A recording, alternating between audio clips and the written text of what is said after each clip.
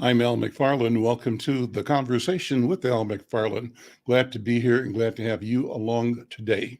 Today is Wednesday, July 20th, 2022, and we're talking about wealth building, creating wealth, about policy, strategies, activities that enrich our lives, our families, our personal selves, but enrich our communities in the process. Today's program features, to begin with, a discussion with one of the thought leaders from the Progressive Policy Institute. Michael Mandel is Vice President and Chief Economist of the Progressive Policy Institute in Washington, D.C. He's also a senior fellow at the Mack Institute for Innovation Management at the Wharton School at the University of Pennsylvania. He was a chief economist at BusinessWeek prior to its purchase by Bloomberg. And the organization, the Progressive Policy Institute, likes to be referred to as radically pragmatic. Radically pragmatic is a catalyst for policy innovation and political reform. And the goal is to create ideas that move America beyond ideological and partisan deadlock. The organization was created in 1989, started as a sort of an intellectual home for the New Democrats and earned reputation as Bill Clinton's idea mill.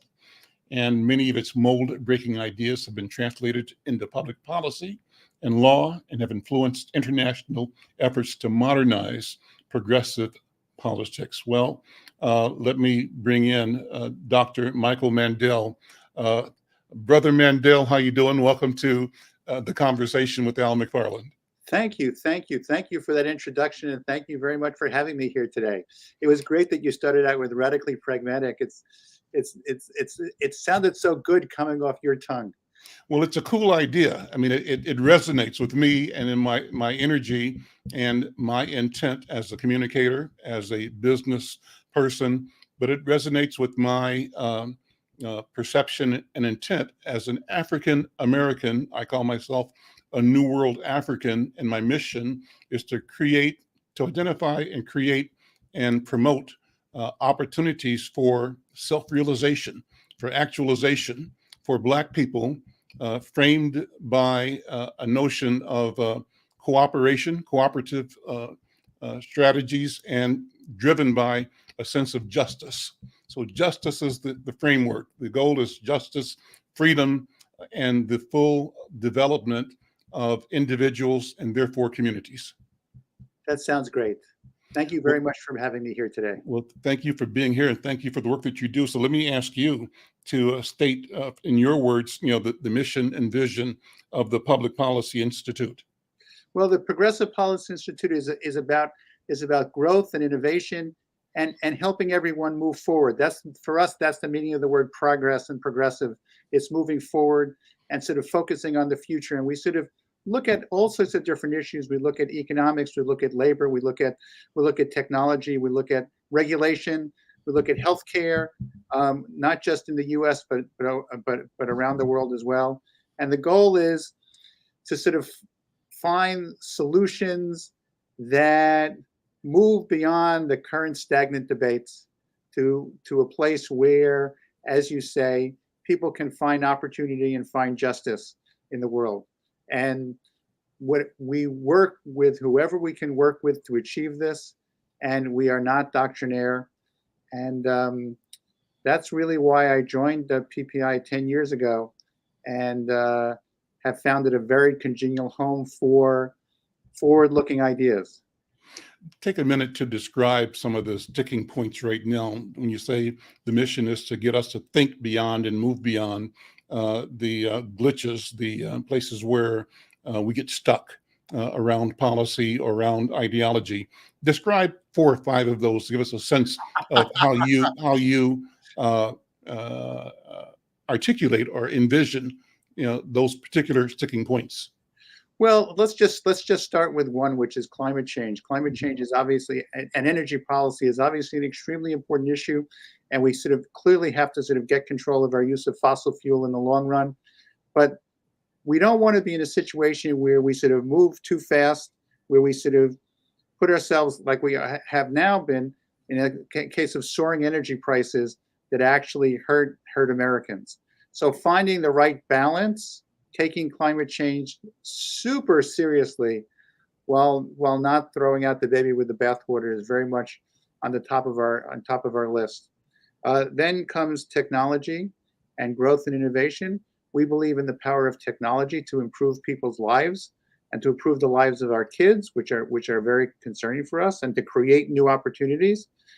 And that doesn't mean letting technology run amok, but it also doesn't mean being hostile to it, which a lot of people are. So they're both the left and the right. Then there's the question of the appropriate role of government. We believe that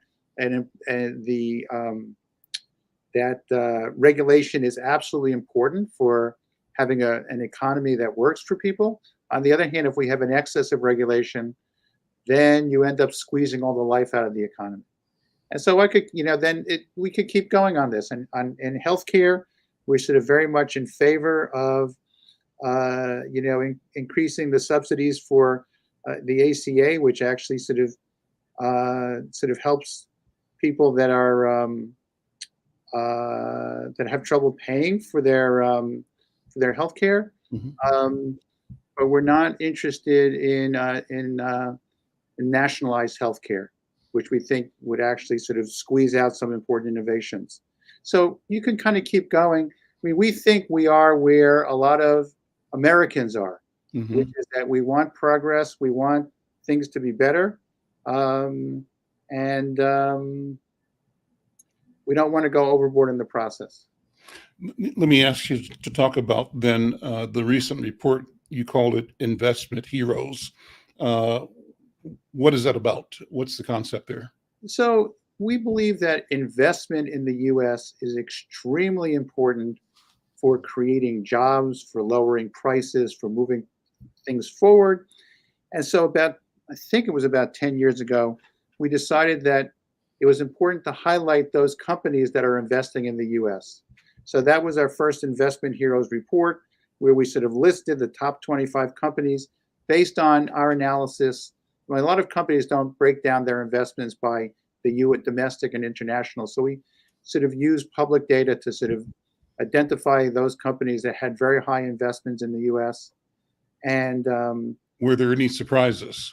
Well, what has been a surprise over the years, frankly, is, as in this year, 9 out of the top 11 companies on our list are tech, telecom, or e-commerce. That is, the digital companies have turned out to be the biggest investors in the U.S., creating capacity, and as the title of their report shows, is also kind of making investments that create jobs and lower prices. We have surprisingly few industrial companies on the list. All right, we have the two major. Actually, this year we have 3. We have GM, we have Ford, and we have Tesla. But you sort of look and you don't have a lot of other industrial companies.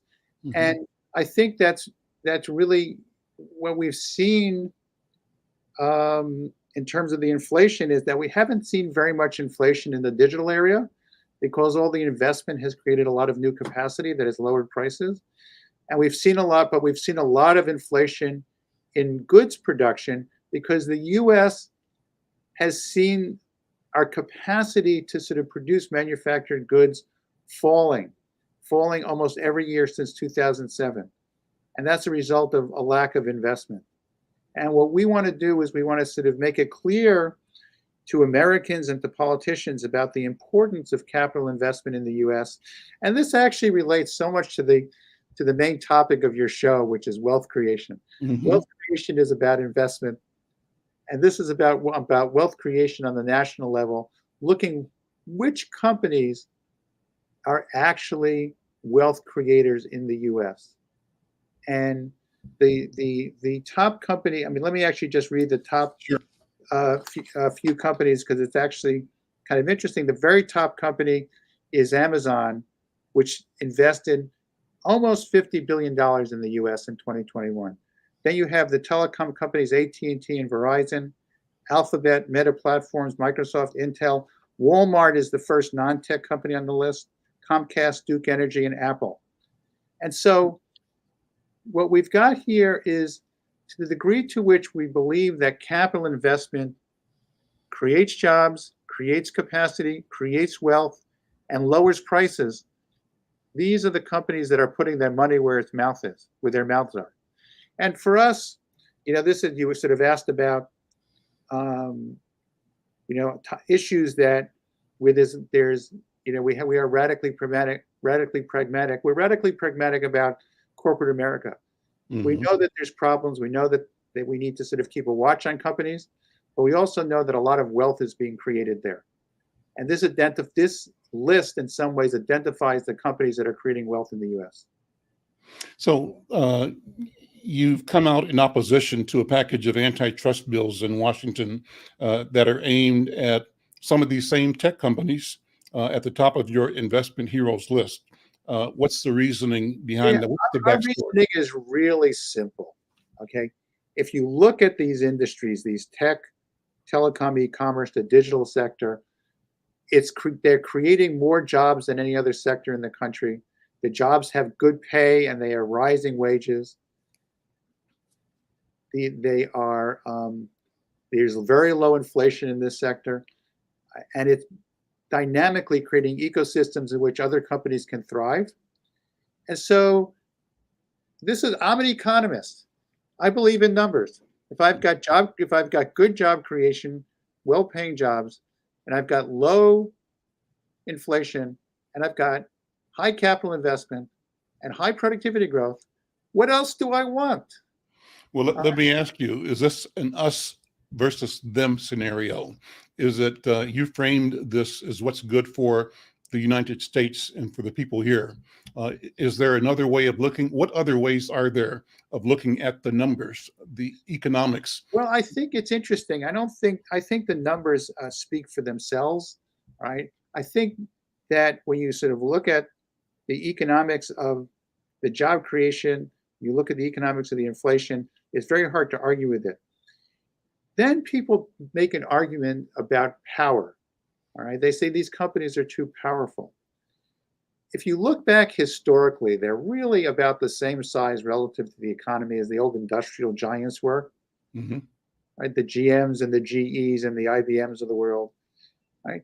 And so they're large, but they're not large compared to the US economy. They're not large compared to the global economy. And in a world in which we care more about the global economy than ever before, it seems to us that knocking down some of the companies that are producing jobs and creating wealth is not the smartest thing to do. In fact, there may be problems with antitrust in this economy, but this is not where it is. The problems with antitrust may lie more in the industrial sector, where there's been a shrinkage in the number of companies, where there's been shrinkage in production, where there are fewer producers for any product. I mean, one industry that we sort of identified in this report was the paper goods industry, where capacity has fallen over the last 15 years as companies have closed plants. And it shouldn't be a surprise that there were big price spikes and shortages in paper goods like toilet paper and paper cups and tampons. This is in an industry where there wasn't very much capital investment, where capacity shrunk, and maybe there was more room to, because of a less supply, there was more pressure on prices.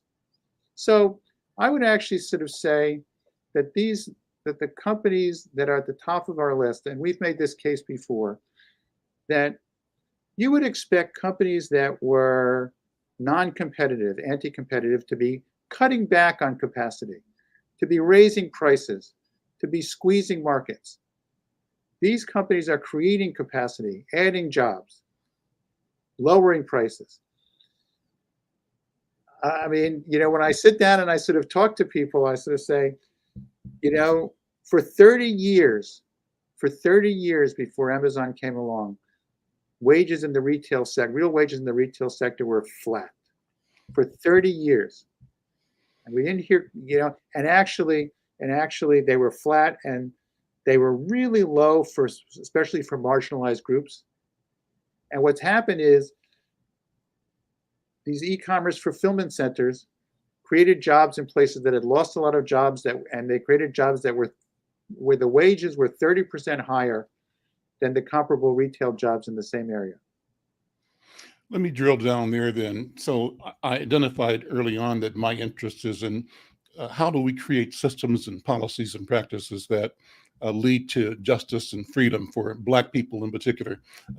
My sense of that is that if we, well, from where I stand anyway, inside my skin as an African, as a Black man, to free, liberate, and to acquire power, agency in the Black community is to do the same for everybody. Our process is not exclusive, and it's not if I get it, you lose it. It's how do we all do well by all doing well. So let me ask you, as an economist, how should an Al McFarlane, a Black man, look at the challenges and the opportunity in the tech sector and in the economy to achieve my goals? And my goals are not strictly, exclusively, from my point of view, the American lens, but the lens that includes the development of Black populations of African people through the Caribbean and through South America and through continental Africa, the African diaspora. How do you address and suggest that an Al McFarlane approach the challenge and the opportunity? That's a really great question. I mean, for me, I like to see the creation of small businesses and small business wealth using new technologies. And I especially want to see, and I've written about this, I especially want to see the creation of new manufacturing firms, which is what we really need in this country. We need to be able to produce stuff here. And we need people who can produce stuff here using new technologies. And that requires a bridge of capital, whether that's coming from the private sector or coming from the government, to sort of give people the funding that they need to sort of start up these new businesses. And that's where we are right now. How can we sort of use technology to enable the creation of new businesses? When I think about new businesses, I think about, auto dealer franchises, which were a route to wealth for a lot of people, and identifying what would be this franchise and what would be the growth prospects is really important, and being able to sort of lend people the money to get started is important. And so that's where I am at this point. I see there's this mammoth gap in the economy, right? So these companies, we have companies that now are much more efficient about moving product around, right? And the e-commerce fulfillment centers make it very easy for small businesses and small manufacturers to throw their stuff into the system and get it delivered. Now we need to start producing. We need people who will start new businesses, who will create in manufacturing, not just in retail. Retail has not been a route to great wealth production, because you end up with a lot of small mom and pop businesses that don't really go anywhere. Production is much more production in the sense of what can we produce in the US that we don't need to produce overseas anymore, that we can hire people close to home using new technology to be efficient and be able to compete with overseas. And this applies not just in the US. The creation of digital manufacturing is not just in the US, but in the Caribbean and other places too. So speaking right to your point, I see tremendous prospects here. I think you're frozen there. Hang on a second. No, I'm not frozen. I'm just not moving. Okay, there we go. Okay, just not moving. Listen, let me bring two more voices on. My next guests are entrepreneurs, business owners, but I think before I go into the interview with them, it'd be useful to have you guys meet. And they may have a question about the economics that you've described, given their experiences as business owners and small business leaders. So let me introduce both Mary Terrace. Terrace rhymes with Paris, I think, and also Angela Lam Onayiga. Correct. Great. Okay. Let me introduce both of you guys to Dr. Michael Mandel. Dr. Mandel, as you heard, is with the Progressive Policy Institute. And these entrepreneurs, Dr. Mandel, are principals in a business called Strive Community Publishing. And Mary and Angela, as you listen, I wondered if you had any questions or thoughts, if you were sort of hearing and weighing the ideas being presented by Dr. Mandel against your experience, and also in the context of your vision and passion as business owners. First of all, and that's a tough thing to throw at you because it's not planned, but it's fun from my point of view. So jump in. Answer. Well, I invited Angie, because she's actually the co-founder of the Sister Co-op, which is what Strive Publishing is a part of. So Angie also has her own business called Angie Designs. So she's not actually a part of Strive Publishing, but we are both a part of the Sister Co-op. Great. Take a minute to talk about Strive Publishing. And I want you both to actually respond to my first question. That is, any impressions, any feedback, any questions of Dr. Mandel before we let him go? And if you can hang on, Dr. Mandel, please hang on a couple of seconds, okay? I'm not going anywhere. This is terrific. Great. Okay, I'm glad you like being here.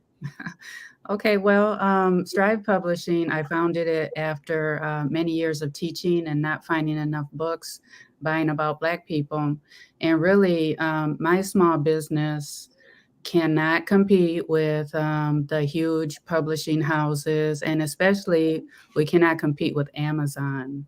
You were saying, Mr. Mandel, that, those corporations can, create jobs and bring prices down. And that pricing is what is keeping some small businesses from being successful, because we can't match that pricing.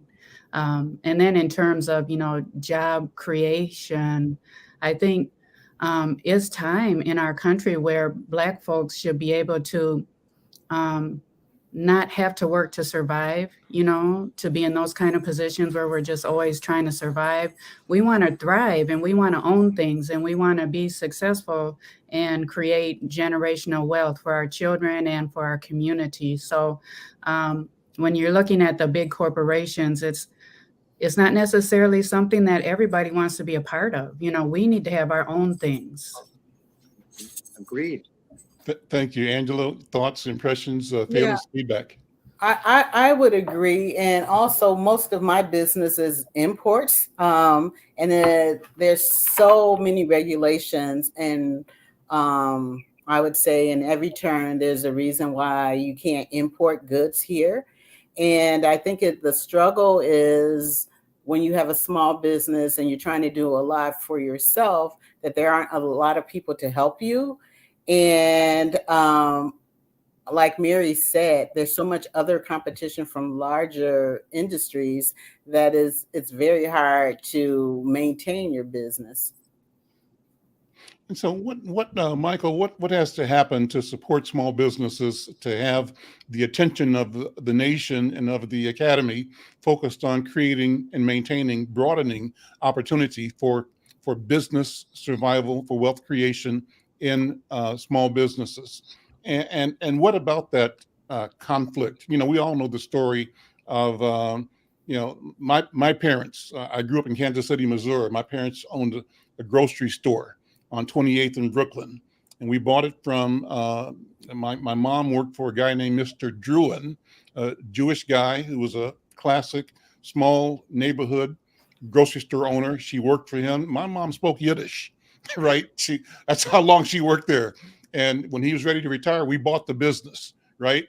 And so, but that business survived until the supermarket came in 4 blocks away, and it wiped us out. So that's the same kind of crisis dilemma that I think Mary and Angela are talking about. How do we organize to thwart or to not be wiped out by that? How do we grow that and create either firewalls or whatever we need? I mean, what are your thoughts, Michael? I think this is a really pressing problem. I really appreciate the way that this show has been sort of laid out.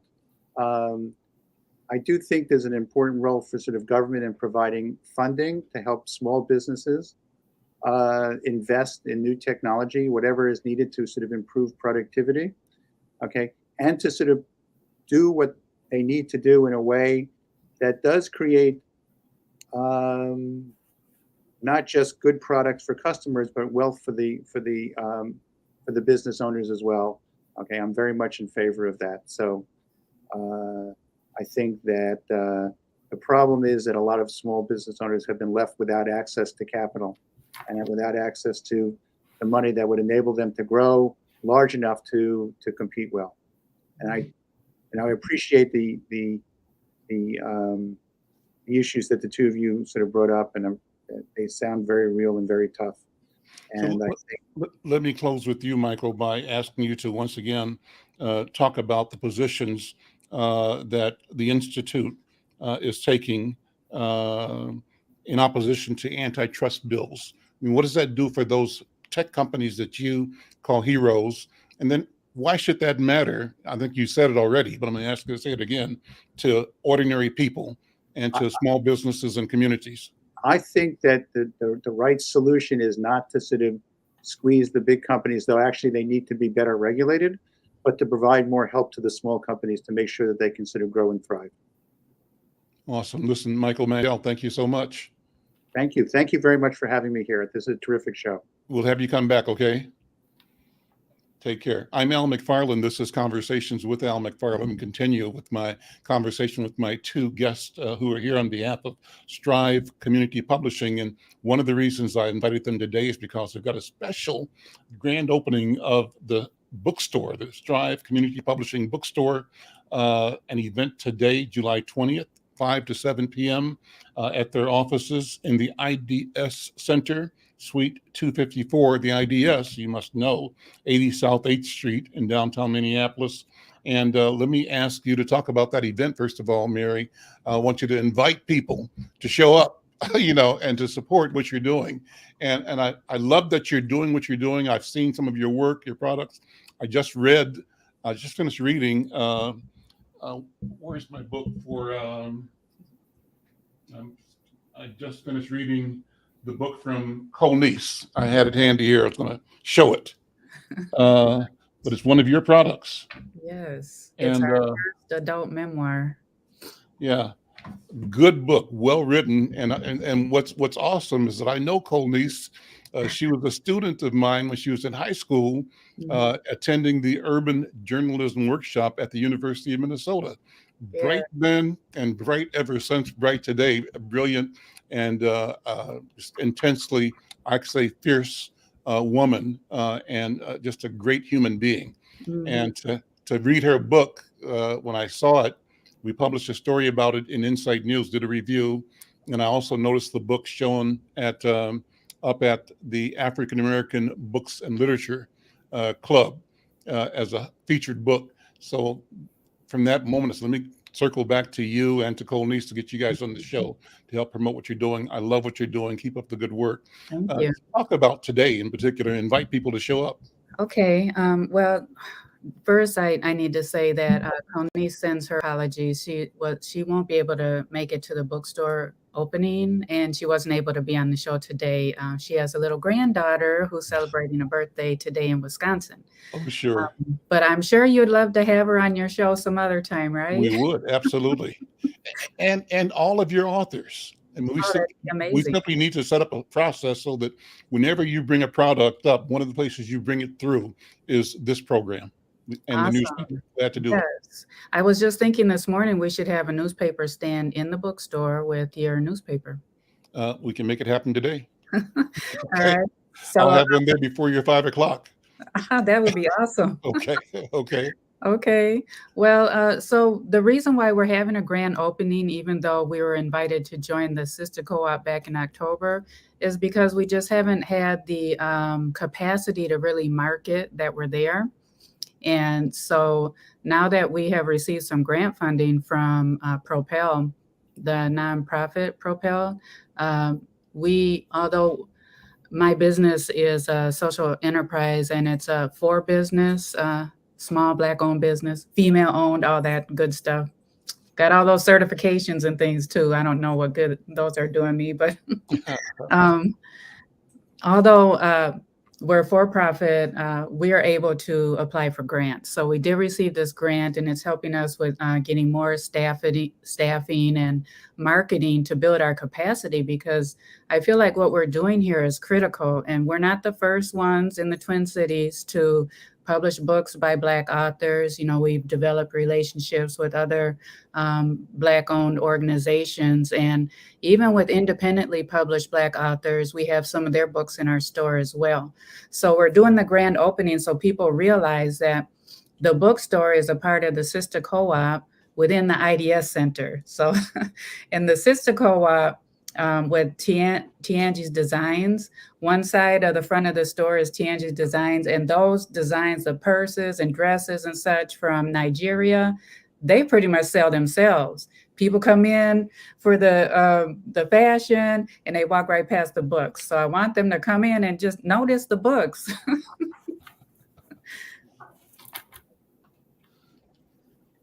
Are you there still? Well, Yes. I think I checked out for a second there. I clicked the wrong button, but go ahead. Yeah, so people, you want them to see the books too, to be aware of the books. Mm-hmm. And also support Black women. All the people in Sister Co-op, we're all small Black business owners.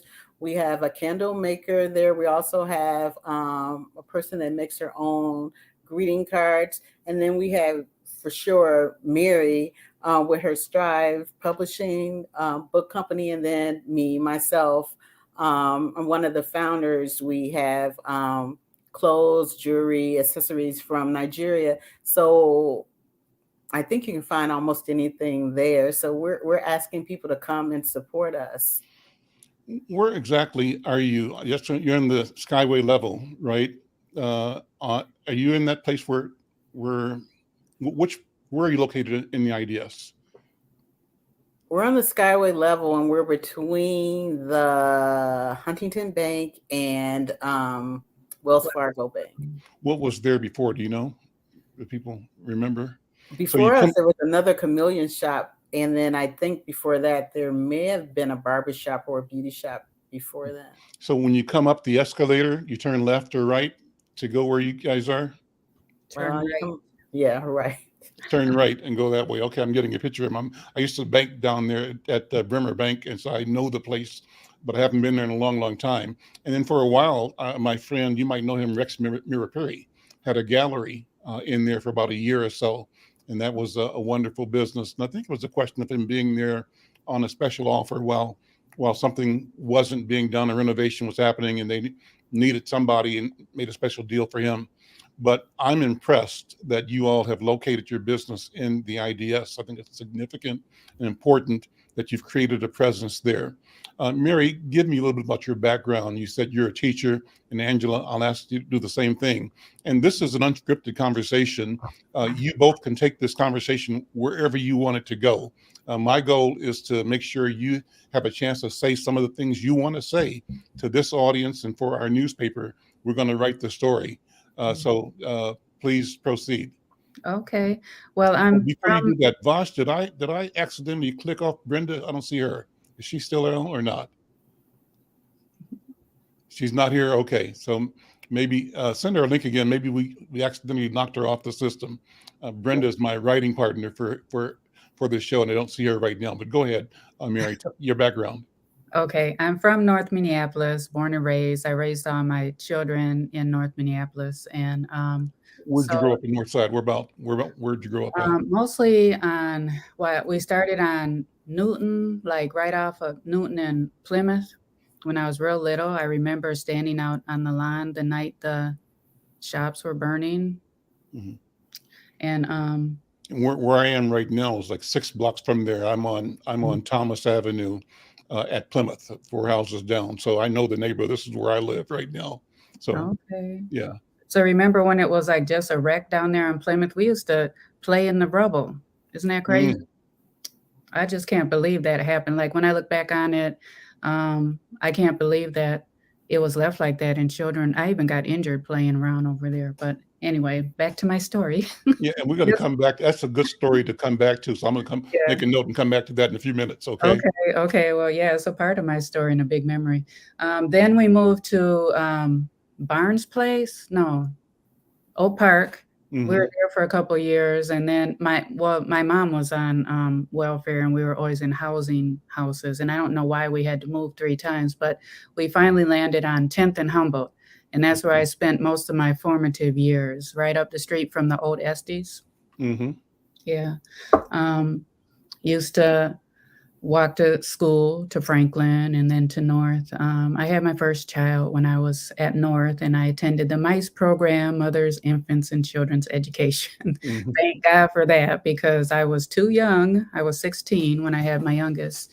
And he helps with Strive Publishing now, which is like coming full circle. Amazing. And he's an artist on the North Side. He likes to post his artwork just randomly for people to have for free. Have we featured his work in Inside News yet? Oh. Have we? I'm asking. Do you know? Mm-mm. Okay, No. well, let's that's one more thing to do. Okay, all right, all right. Okay. So then I, since I had children really young, I kept having them. Not that I'm a statistic. I was always trying not to become a statistic. So I never sat on welfare or anything like that, because I just didn't want to be seen that way, and I was trying my best to do everything different from what my mom did. So I always worked, but I always kind of secretly dreamed that I could be a teacher. I never told anybody. And I finally got an opportunity to go to Augsburg Weekend College when I was about 32. It took me 8 years to get through weekend college, but I finally got my teaching license and my degree and started teaching when I was 40. Amazing. Amazing. Yeah, so it was teaching that led me into book publishing, really, because for every year, I just really had to struggle trying to find books and resources and bring people in, because school is so, the curriculum is just doesn't represent us. And it was very frustrating. And I kept saying somebody's got to do something about it. And I finally realized that I could do something about it, bring more books into the world for our children. So that's how I landed here. And then, of course, got invited to join the sister co-op. And I never thought I would have a bookstore, but here I am with Angie in her sister co-op. Congratulations. So how much of the technology are you doing? What's your process for bringing a book to market? Do you simply advise and direct and counsel writers, or do you take their finished products and package them and get them to a printing company? Do you do the printing? I mean, what's the level of your involvement? Wow, those are a lot of questions you're firing at me. But it was, it's still not a smooth process. And I really have to hand it to our authors. They just really have to go through all the learning curves with me. But it's always worth it in the long run. But we do accept and review their manuscripts. We hire work for hire editors, so they're professionally edited. We have now a literary consultant for folks who just really need help getting a manuscript put together. She can help with that. We work with work for hire illustrators. We're always looking for Black illustrators too, Black illustrators and Black editors, because we need more representation throughout the publishing industry, right? We get our books printed in several different places. When I'm in a rush to get books printed, I'll go to my man Frank Brown at Minuteman Press Uptown. They can get books out real quick. And we just got to know another printer, Fresh Color Press. They printed some coloring books for us last minute, and that was really a lifesaver, because our newest children's book, Hockey is for Everybody, is running late. And so we got these coloring books so people can at least experience the story in a special way. They're special edition, and we'll have them at the opening tonight. Okay, great. I'm going to come back before we leave and ask you about growing up off of Plymouth Avenue and the impact you made reference to the Troubles, or they were called the insurrections by us. They were called the riots by them. But that was in 1960, probably 6, I think, or 67. And that was a time when I remember the images of a lines, formations of police people in the middle of Plymouth Avenue. And I I wasn't here then. I just know the story. I hadn't arrived to Twin Cities yet, but I, in research, can see in my mind's eye the conflicts and the torching of Plymouth Avenue and the anger. I've talked to Spike Moss and remember Syl Davis and Gwen Davis, and I knew the Eubanks boys. I don't know if you knew them. Yes. But anyway, we'll talk about that in a minute. Angela, welcome and thank you. Talk, if you would, about your background as a business owner and entrepreneur and the number of businesses that you run. Actually, I'm under the Chameleon Shops, and that's who helped us actually get our store. And we had our anniversary in May. So this has been that was our first 1 year anniversary. And I think Mary has been with us at least half the time. Before that, Chameleon Shop.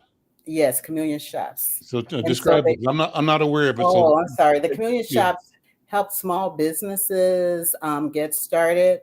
We were doing some pop-ups with them, and then they said, "Would you like to have a store?"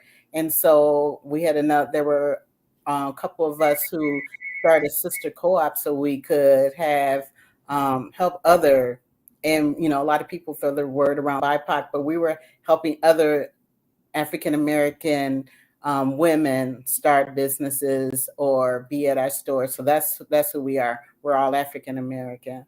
Okay. I have been doing this for about 5 or 6 years. I import all my products are from Nigeria. They're all handmade. It's a family business. My relatives and in-laws that are from Nigeria send me products. That's how I started. People were asking me like, "Oh, those are really nice purses. That's a nice dress," or whatever. And so I was doing it on a smaller scale, and then I started doing it on a larger scale. They're beautiful products. They come from the people right there in the market. They're made so people are also benefiting in Africa or benefiting Nigeria, and that's what I'm most proud of. And so the struggle, when I said the struggle, and I said it earlier, is that a lot of things are imported. So once you start a business, you find out all these things like to import, you need a broker. You have to go through customs, and customs, that's no joke either. And so you spend a lot of, even though you're getting products in, it takes money to actually get them in. And so trying to keep your products at a fair price for us to buy them. People are always surprised, like, "Oh, I'm surprised that, it's not much more," but I really do want to keep the expense down so anybody who wants to come in the store can buy the products. And I think we all do that. Mary does that. The other 2 business owners in there do it as well. And so I just really want to say that it's been wonderful to have Sister Co-op, to represent other African American women working together positively to support each other has been great. And also actually getting all the support that we have been getting from the Chameleon Shops has been wonderful as well. So what's your personal story? Where are you from? Are you a native Minneapolis person? Or No, I'm originally from Chicago. I came up here to go to school at St. Cloud State University. I managed to get through that place, to be honest, because it was in the 70s, the late 70s that I came.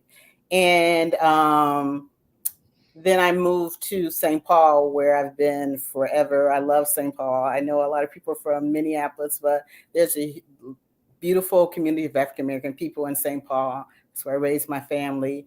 And I'm a social worker. I work for one of the counties. So I'm a social worker by trade. And this, when I say I have a business, it's business, the kind of work that I do as a social worker, you need a relief.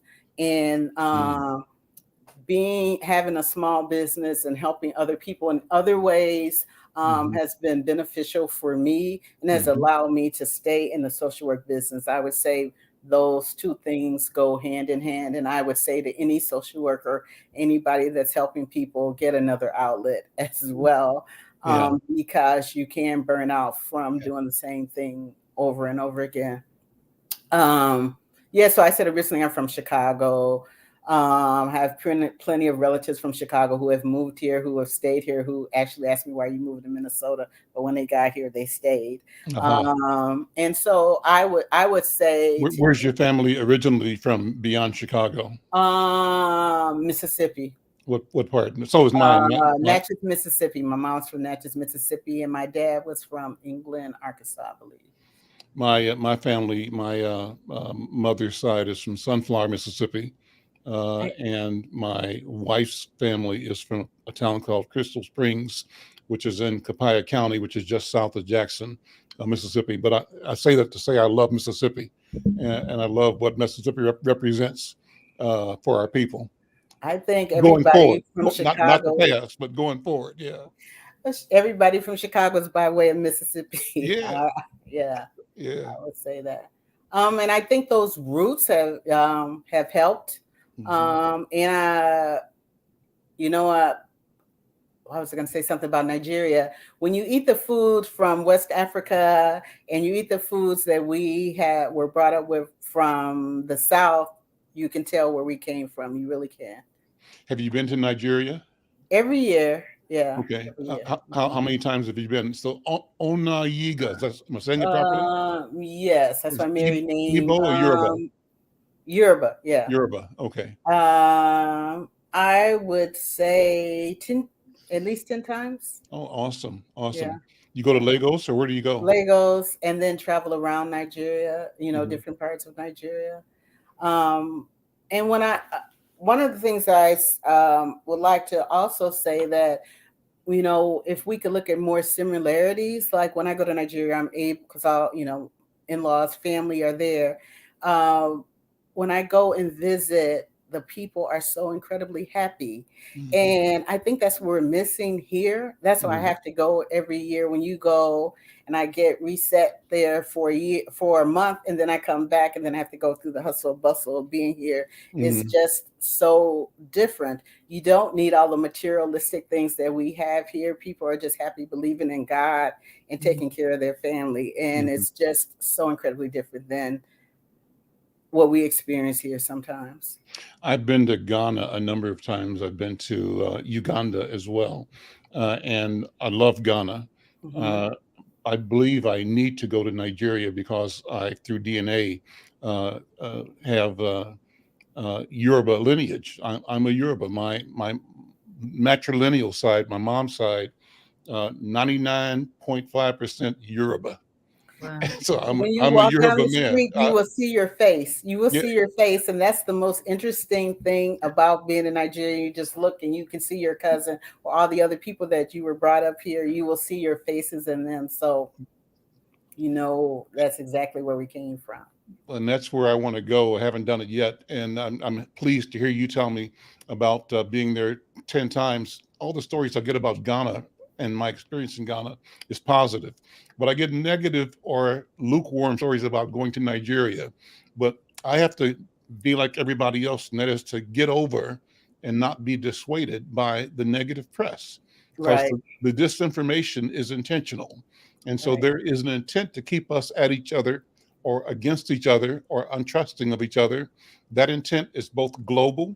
I mean, why should I feel any hesitation about being in Lagos? I shouldn't, but I'm telling you, I do, because, and I'm recognizing that it's probably because of the information environment that we're in.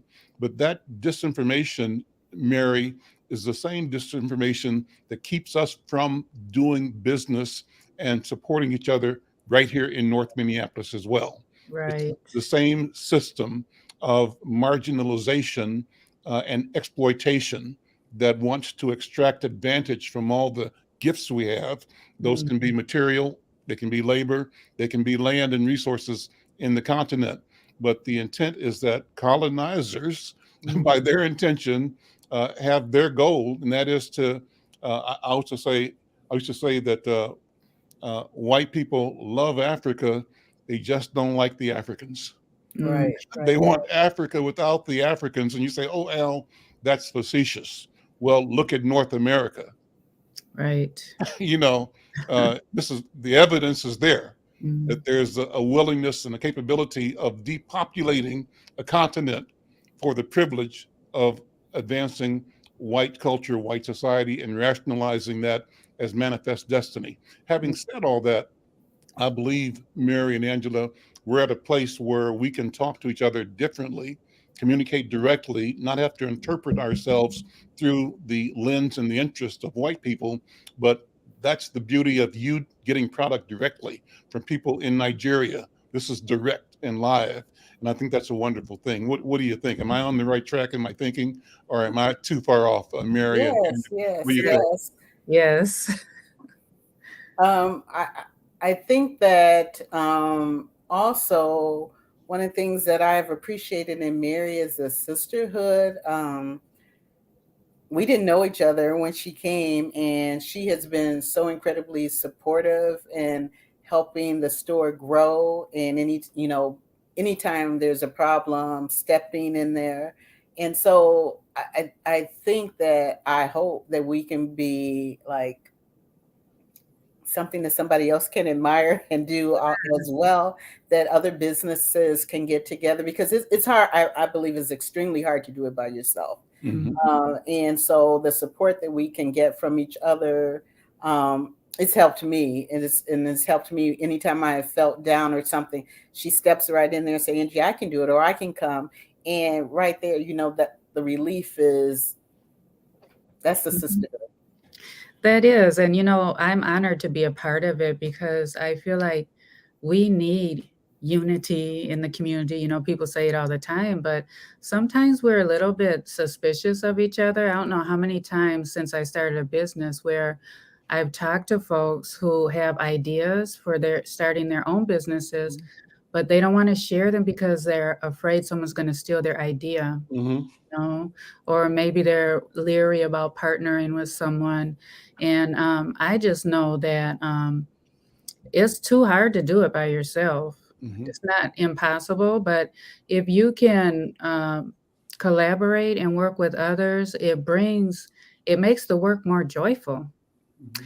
And that's what I would love to see from our books and our events, is just bringing this atmosphere of joy and sisterhood and brotherhood, to our community, where we can appreciate each other and just celebrate each other. And look at Barbara Thomas, the artist who did the art for the cover. She's going to be at the opening tonight too. Talk about this book in particular. Okay. So Connie's reached out. I think she submitted her buddy do some pro bono work, some students from Prime Digital Academy. They updated our website so that we could have online submissions, and Connie's was one of the first to submit online. I did not know her prior to her submitting, and when I reviewed her manuscript, I was like, this is what we need in life, is to be able to share each other's stories, because her story really connected with my story. We have a lot of similarities. And so as a publisher, I could say, I like this book and I'm going to make sure it gets published. But you know what? That's part of the problem in the publishing industry, is that it's historically white. So the white publishers would be like, I don't see the margin profits or whatever in this one. But I know the value of our stories, they don't. So I am just very proud to be able to get a voice from Minneapolis out into the world.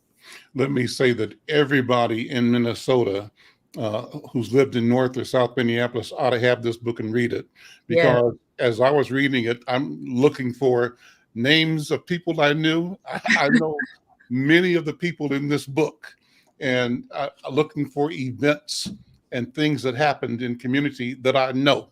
And so I tell you, this is simply a documentation of who we are and where we are and how we saw community and saw challenges and problems and how we got through them. It's a good book. I mean, it's well written, and once you start, you can't stop reading it. And so I want to recommend this book to everybody. And before we close, I want to bring my showrunner, Vash Bodhi on screen, just to talk about this idea of how we collaborate. You and I were talking, Vosh, about reaching out to Black businesses and entrepreneurs and retailers in particular to see if we could figure out a way to get everybody on this show on a regular basis, and also do something promotionally where if you were on the show, Mary or Angela, you might come on and have a $25 certificate or giveaway to try to build audience and build awareness, get people in your store. So Yeah. I wanted to just get your feedback on how can Insight News, how can Conversations and our digital platforms support you? What can we do to help? Because we believe that helping you helps us grow our business as well. Vosh, jump in for a quick second. Things you've done. Vosh is in LA, right, Vosh? Philadelphia. Philadelphia. Okay. Wow. All right. Well, I sent that gift to you to LA. Oh, you did? I did. Yeah. I just sent a package of Revel Avila to Vosh, and I sent it to the address that was on your email that went to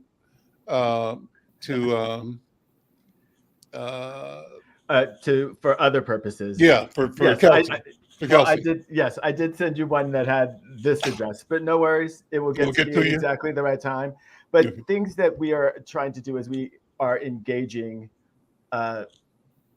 basically the community is to really do giveaways, right? If you have a gift certificate or something that you're used to giving away to help bring people into your business, whether it's discount on online orders, something to entice people to engage. Because once you get someone to engage, they're going to re-engage, especially if they're happy. So I know next week we're going to be giving away tickets to see Sweat. We're going to have one of the actresses on for the play Sweat that is playing in Minneapolis. And we're going to be giving away 2 tickets to the Friday show. So as we move forward, we're just asking people to engage with us in a way that allows us to really bring in your audience and So I want to share this with you guys just so that you can think about how you can use our platforms to grow engagement and grow your business. Mary, before we close, I wanted you to talk about Plymouth Avenue. I think that was a turning point for the entire community back in the 60s when the street went up. And what's it's similar to is 2 years ago, the murder of George Floyd. So what happened? Remember, as a little girl, what happened in the neighborhood, how it looked to you? Well, I have to preface that my explanation with the fact that my mom didn't talk to me about anything really, not even about my heritage. So I didn't know a lot of things when I was coming up. So I was probably 3 or 4 when I witnessed that. I had no idea what was going on. I just remember standing and looking at things burning. And when after George Floyd was murdered and the civil unrest was being shown all over the TV, it took me somewhere. It was like I was frozen looking at the TV, and I just don't even know how to process that feeling. I don't even have words for it. It's just like something that was stuck in the back of my mind from when I was little, But I have often talked about a story when I have 2 older brothers. One of them passed away last year, but they were both left as soon as they turned 18, and I never really saw them again, but because of our home life. But I used to tag behind my older brothers, and they'd be going in the burnt out buildings and things. And one time we went to one, it was on the corner. I think it used to be a deli. And we were in there, and my oldest brother thought it would be funny to shut the door on me and my other brother. And it was pitch black. My brother panicked, and he pushed me, and I fell down, those cellars with the doors? Yep. Mm-hmm. The door was burnt off, so I went down the cellar. And I had, my whole body was scratched, like from my chin all the way down my chest because I tried to grab on. And I just remember they carried me home like a sack of potatoes. And my mom was just like, go lay on the couch. That was the end of that. Oh boy. Well, those buildings should not have been accessible to children. When I think about it, in hindsight, right. I could have died. and the Plymouth Avenue laid like that for years. And then after they tore the buildings down, the land laid vacant for years. And it's just now being restored. And it says something about what the society thinks about us, our convenience, our access, our development. And it's like punishment. Yes. Punishment. How dare you object to the marginalization and the terror that we put you through, because that was accompanied by, policing policies and general disrespect. And back then, you were too young to know it, there were certain places Black people couldn't go. Yeah. When I first started this newspaper, I hired kids to deliver door to door, and the kids I hired would get chased north of Lowry Avenue, white neighborhood. And they deliver, they're working, got a job. These are kids, 10, 9, 12 years old. But because they're Black kids in a white neighborhood getting chased and called names. And then we didn't think about going Northeast. We did later on. But Northeast, same story. Racism so entrenched and such a powerful anti-Black sentiment here in this town that that explosion on Plymouth Avenue was inevitable. It had to happen. Yeah. And the same is true of what happened with George Floyd. The revealing of a policy or an attitude by law enforcement that resulted in the egregious taking of a life on global television, and the arrogance associated with that demanded a response and a change. But I think it's not over. As you were describing what happened, 40 years ago in the 60s, having an impact on you now, George Floyd, I'm wondering what will happen to a 5-year-old today, 40 years from now. I'm hoping the story is going to be different. I think we have to make it so. That's what I believe. Yes. Yeah. Well, listen, guys, thank you so much. I want to take a minute to have you, Mary, invite people again down tonight, 5 o'clock. Tell them to come in and check you out. Yes, please do join us. And just a little heads up, the mayor of Minneapolis will be there for the cutting of the ribbon ceremony. So try to be there right at 5. That's when he does his remarks. And then we'll open it up and folks will come in and enjoy this beautiful atmosphere with the goods from Nigeria and the books from the Twin Cities. What a mix. I'll send a photographer down. And we can make sure we can support documenting that. And listen, I want to close with saying that this platform is open for you from now on. And we just have to figure out, you have to just be comfortable saying, Al, do this, Al, do this, and expect that it'll be done. Thank you so much. Wonderful. Thank you so much. Thanks for having us. Bosch, thank you, man. Good show. Hey, another great day in paradise. Living the dream. All right. We'll see you tomorrow. See you tomorrow. Take care. Bye-bye.